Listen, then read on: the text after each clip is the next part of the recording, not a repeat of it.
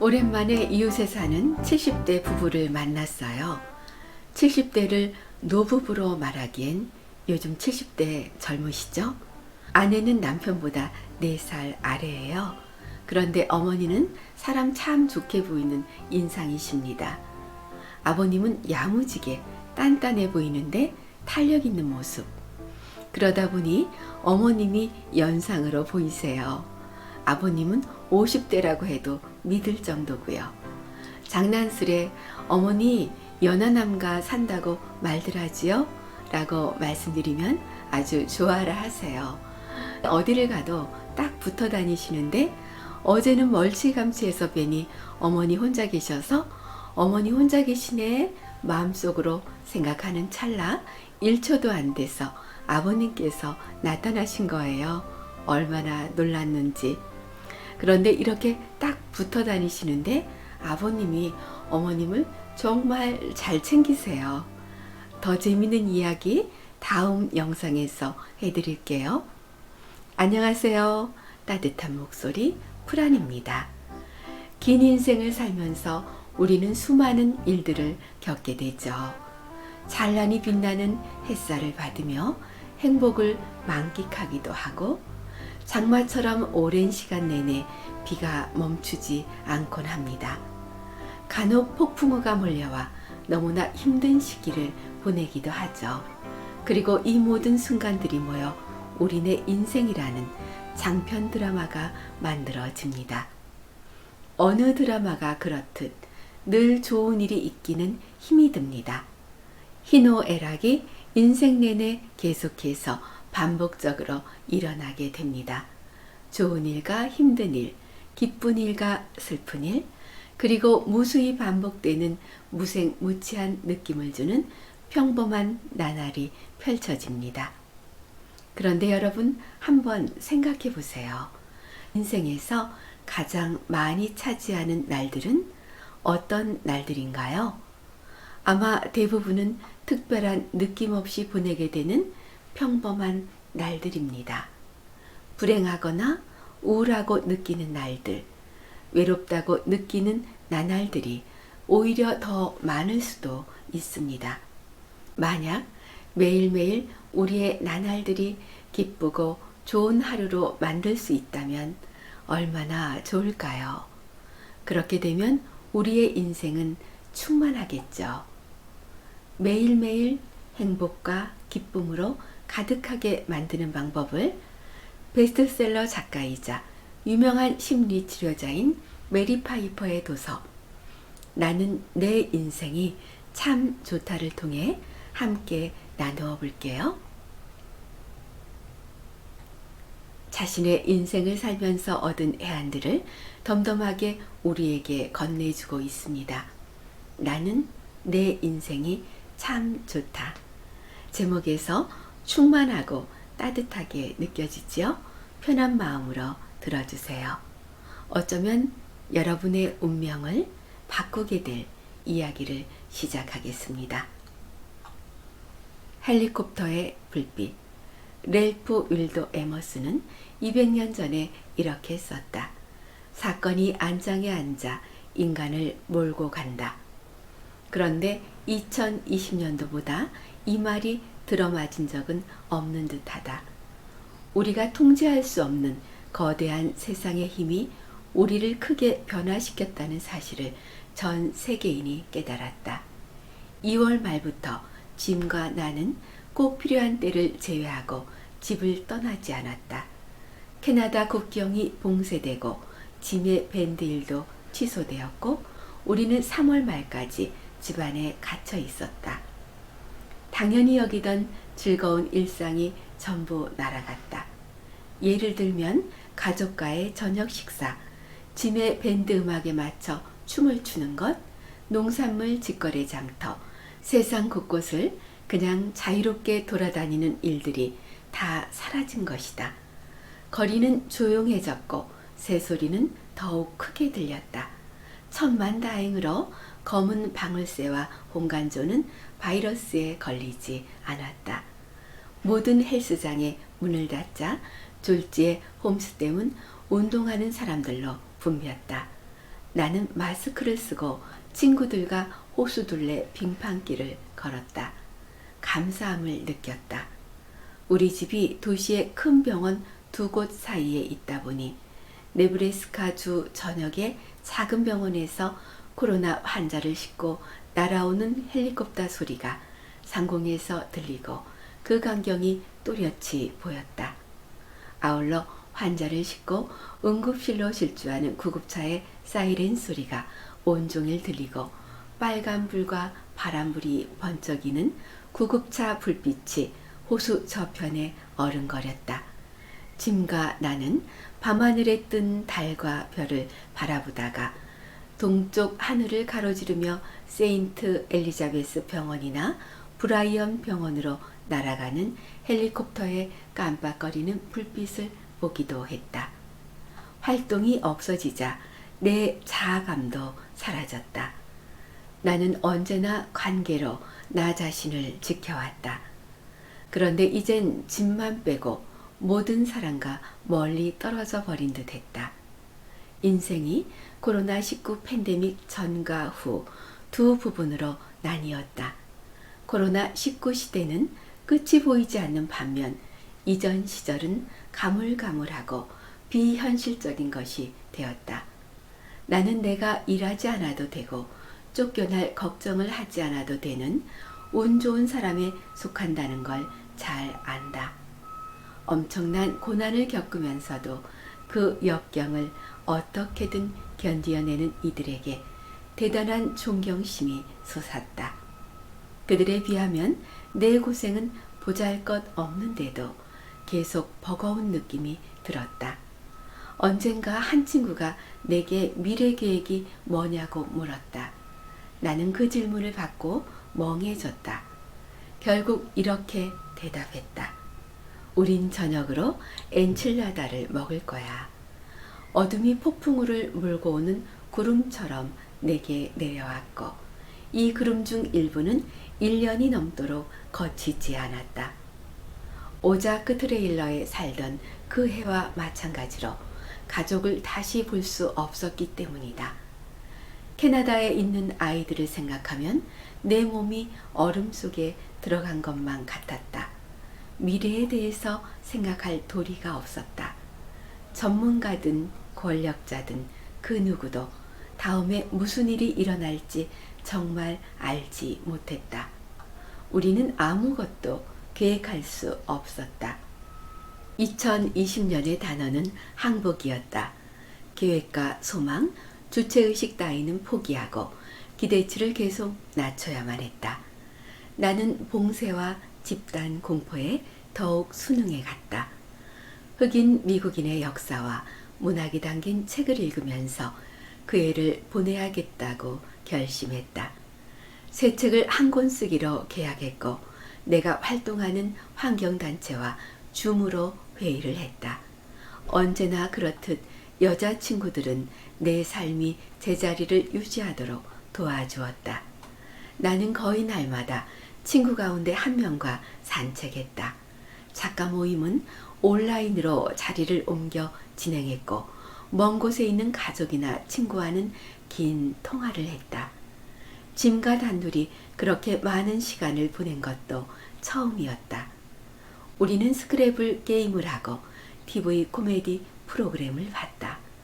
저녁에는 우리가 발명한 기억나라는 게임을 했다.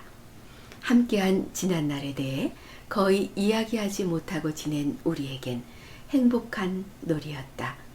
한 번은 이런 질문이 나왔다.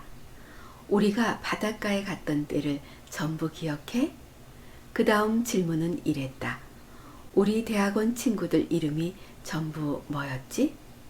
시간이 갈수록 우리는 서로에게 다정하고 상냥해졌다. 마치 두 장의 카드가 서로 기대어 받쳐주는 격이었다. 우리는 서로에게 만족스럽지 않으면 행복하지 않았다. 그럴 때는 잘 대처해 예전보다 더 사랑하는 사이가 되었다. 작은 즐거움이 큰 즐거움이 되었다. 나는 이 순간을 알아차리라는 주문을 외웠다. 눈 오는 날 난로가에서 책을 읽는 순간이나 라디오에서 레너드 코헨의 노래를 듣는 순간, 영상통화를 하며 손자와 그림을 그리는 순간을 알아차리는 것이다. 어디에나 구급차와 헬리콥터의 불빛이 있었지만 내게는 다른 종류의 빛을 찾아낼 방법이 있었다. 부처의 빛. 코로나19 팬데믹 전 우리 불교에는 일요일 아침마다 한 심리학자의 사무실 지하에서 만났다. 일요일에도 해야 할 일이 많았기에 신경이 곤두선 채 서둘러 시내를 가로질러 모임 장소로 질주에 들어가곤 했다. 하지만 거기에 들어서자마자 호흡이 깊어지고 느려졌다. 우리는 명상실 한가운데 만다라가 그려진 인도천을 펼쳐놓고 꽃과 촛불, 작은 부처상이 있는 성역을 만들었다. 그리고 그 둘레에 있는 방석이나 의자에 앉았다. 모임이 시작되면 출석을 확인하고 40분간 침묵 명상을 했다. 걷기 명상을 할 때는 스타킹이나 양말만 신은 채 발을 들어 올리면서 숨을 들이쉬고 발을 내려놓으면서 숨을 내쉬며 천천히 방을 빙 돌았다. 방석 위에 앉아 있는데 머릿속이 바쁘게 돌아갔다. 장 봐야 할 목록부터 사람들과의 소통 문제까지 최근에 했던 모든 생각이 이래저래 다시 떠올랐다. 내가 기분을 상하게 한 사람은 없었는지 걱정도 됐다. 책임져야 할 이런저런 것이 고민스러웠고 모든 일을 일정대로 잘 해낼 수 있을지 의문이었다. 가족이 그리웠다. 어떤 건 좀 더 하길 바랬고 어떤 건 좀 덜 하길 바랬다. 내가 인식한 결정과 실수에 대해서는 자책했다. 하지만 시간이 지나면서 마침내 호흡이 깊어지고 느려졌다. 이따금 내 몸을 오롯이 느끼기도 했다. 지끈거리는 머리와 아픈 어깨에 주의를 기울였다. 턱에 힘을 빼고 눈 주위 근육의 긴장을 풀었다. 심장이 뛰는 소리와 바깥의 바람 소리가 들렸다. 생각과 감정이 여전히 올라왔으나 붙들어 두지는 않았다. 그것을 관찰하고 그것이 떠나가게 내버려 둔 채 다시 호흡에 집중했다. 명상을 하면서 단 1분이라도 완전히 깨어있는 의식을 느낀다면 그건 엄청난 행운이다. 하지만 노력해서 얻을 만한 가치가 충분했다. 가끔은 나 자신에게 자비를 베풀며 스스로의 사소한 결점이나 궤벽에 미소를 지을 수 있었다. 삶이 너무나 소중하게 느껴져 눈물이 두 뺨을 타고 주르르 흘러내릴 때도 많았다. 세상이 너무나 감동적이라는 생각과 느낌이 들었다. 명상이 끝나면 더는 뭔가를 마냥 곱씹지 않았다. 작은 자아에 얽매인 나 자신을 잠재우고서 더 큰 뭔가와 이어지는 느낌이었다. 어깨에 들어갔던 힘이 빠졌고 마음은 느긋하고 편안해졌다. 이제 더는 아무것도 꽉 붙들고 있지 않았다.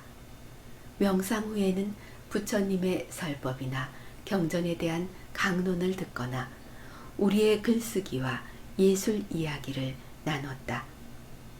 다도나 토론은 회원들이 주도적으로 이끌었다. 모임은 단체 포옹으로 마무리되었고 나는 이 모임과 세상에 대한 사랑으로 벅찬 가슴을 안고 햇빛 속으로 걸어 들어갔다. 더는 서두르지 않았다. 코로나19 팬데믹 때문에 우리 모임은 온라인으로 자리를 옮겼다. 처음에는 촛불과 꽃, 단체 포옹이 그리웠다. 하지만 봉쇄 상태가 되자 우리 불교의 따뜻한 동료애와 대화만으로도 감사했다. 줌으로 진행하는 불교 모임에서 우리는 더욱 커지고 다양해졌다. 나는 다른 이들의 이야기를 들으면서 가난에 대한 두려움, 집에서 아이들을 돌보며 일해야 하는 고충, 독신자의 외로움, 아이들과 멀리 떨어져 있는 부모나 조부모에 대해 알게 되었다. 그저 이야기를 듣는 것만으로도 고립감과 외로움이 줄어들었다. 내 고통은 공통적인 고통이었다. 그러니까 인간의 고통이었다. 우리는 서로가 제정신으로 살도록 돕기 위해 온전한 정신을 유지하며 살아냈다. 그렇게 서로의 구명조끼가 되었다. 명상을 이끌 차례가 되면 나는 황금빛 공으로 머리부터 발끝까지 빛이 스며들게 하는 연습을 회원들에게 지도했다. 황금빛이 몸속으로 퍼지면 우리는 따뜻해지고 평온해지며 사랑으로 가득 찼다. 자기 자신과 외부 세계의 경계가 허물어지면서 상호 연결된 의식망에 머물렀다. 아침 불교 모임이 끝나면 내가 있는 곳은 이미 집이고 거실, 낡은 소파에 앉아있는 나의 무릎 위에는 나이든 삼색털 고양이인 우리 글래시가 있었다. 아무것도 변하지 않으면서도 모든 것이 변했다. 따뜻한 기운이 감도는 삶의 이야기죠. 한 사람 한 사람 저마다의 인생이라는 계절을 겪고 살아갑니다. 우리는 그저 이야기를 듣고 나누는 것만으로도 고립감과 외로움이 줄어들게 되어 내 고통은 공통적인 고통임을 인식하기에 외롭지 않습니다. 빛이 몸속으로 퍼진다고 상상해 보세요. 몸속으로 빛이 퍼지면 우리는 따뜻해지고 평온해지고 사랑으로 가득 차게 됩니다. 자기 자신과 외부 세계의 경계가 허물어지고 상호 연결된 의식망에 머물게 되지요. 마음이 어지러울 때 온몸에 힘을 빼고 호흡에 집중해 보세요. 평온한 마음으로 그 순간 숨을 들이쉬고 내쉬는 들숨과 날숨의 나의 호흡에 집중해 보세요. 평온함과 충만함이 함께 할 거예요. 따뜻한 목소리 프란이었습니다. 여러분의 삶이 반짝반짝 빛나길 소망합니다.